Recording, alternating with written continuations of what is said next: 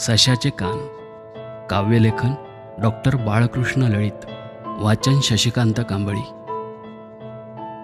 वर्गात रीतमोडान तिया सशाचे कान माळून इलय नि अख्खो वर्ग हासाक लागलो. वाटेत वळणार गाठल्यांनी म्हणाला, तरी तुका सांगे होतंय असली पाना माळणत नाही, पण तूच म्हटलंस माळूचा तर माळ. दुसरा देव असा काय? ता ऐकान तुझ्या पुढे अख्खी दुनियादारी माझ्या. तुझो शबूत झेललंय नि माळले सशाचे कान. माका माहीत असा अख्खो वर्ग हसताना डोळ्यात दुखा, रागान कावंडाळा झाले तुझे डोळे. माझी भगल जीवाक लागली तुझ्या.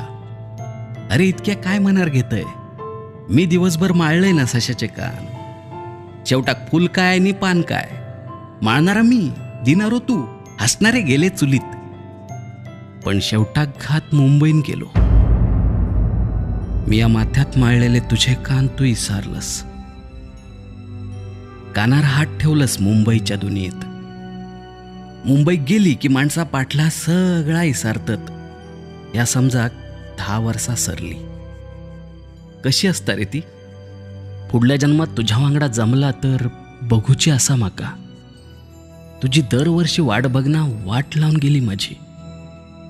आता तर वर्षा कितकी लोटली ते का. भुरगी सुद्धा झाली असतीत नाही रे तुका. वाटा कशी दिसता आमची घरकारीन ती तरी डोळे भरान बघूचा.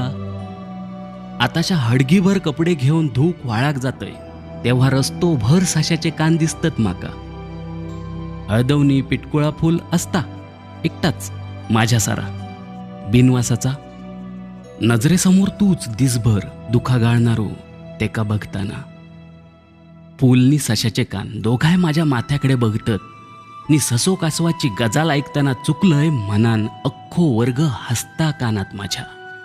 निम्मी तू दिलेल्या सशाच्या कानाकडे फक्त बघित राहतय खुळ्या सारा. फक्त बघित राहतय खुळ्या सारा. घरात कधी शिरतय समजना नाही भिरकेत माका. आमचे हे म्हणतात हसत हसत, गो खुळ्यासारखे सशाचे कान काय माळून इलय, पंचमीक नागोबाग घालतात ते. तेव्हा तूच अख्खो ससो होतस माझो शर्यत जिंकलेलो.